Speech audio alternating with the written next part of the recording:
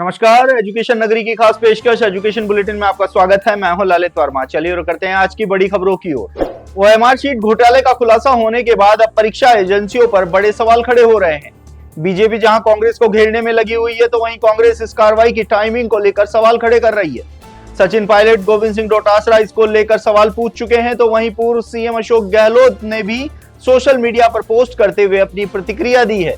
तो वहीं अब ओएमआर शीट घोटाले का पर्दाफाश होने के बाद राजस्थान बेरोजगार यूनियन के अध्यक्ष हनुमान किसान ने आरपीएससी और कर्मचारी चयन बोर्ड को लेकर सरकार से मांग की है। हनुमान किसान ने कहा है कि भजनलाल सरकार ने सत्ता में आने के साथ ही आरपीएससी और बोर्ड में बड़े बदलाव की बात कही थी, लेकिन आज तक ये बदलाव देखने को नहीं मिला। तो वहीं फर्जीवाड़ा करने वाले लोग जमे हुए हैं। इसके साथ ही हनुमान किसान ने कांग्रेस सरकार के दौरान अन्य भर्तियों में भी ओएमआर शीट घोटाले के आरोप लगाते हुए तुरंत जांच की मांग उठाई है। 53,749 पदों पर आयोजित हुई चतुर्श्रेणी कर्मचारी भर्ती का परिणाम जारी हुए करीब एक सप्ताह बीत चुका है।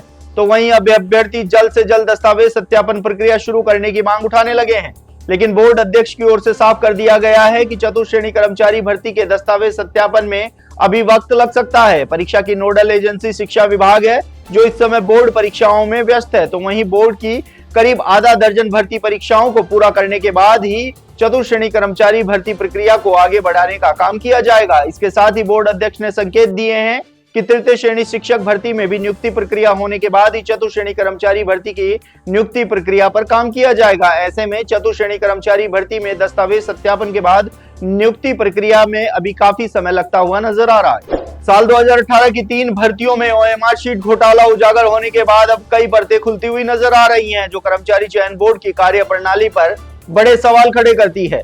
आपको बता दें, चयन बोर्ड में तैनात रहे कांस्टेबल ने भर्ती प्रक्रिया को मजाक बनाकर रख दिया था। एसओजी में दर्ज रिपोर्ट के अनुसार कांस्टेबल अनिल चौधरी ने ओएमआर शीट स्कैनिंग का कार्य कर रही कंपनी राघव लिमिटेड के कर्मचारियों से मिलीभगत कर अपनी पत्नी, साली, मित्र की पत्नी सहित करीबी लोगों को फर्जी तरीके से नौकरी दिलवाई थी।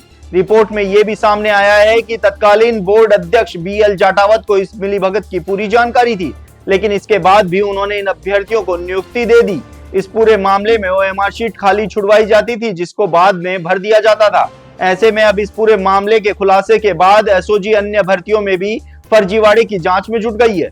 राजस्थान कर्मचारी चयन बोर्ड की ओर से आयोजित लाइब्रेरियन ग्रेड 3 और पटवारी भर्ती के सैकड़ों अभ्यर्थी परेशान नजर आ रहे हैं, जिसकी वजह है इन भर्तियों का परिणाम।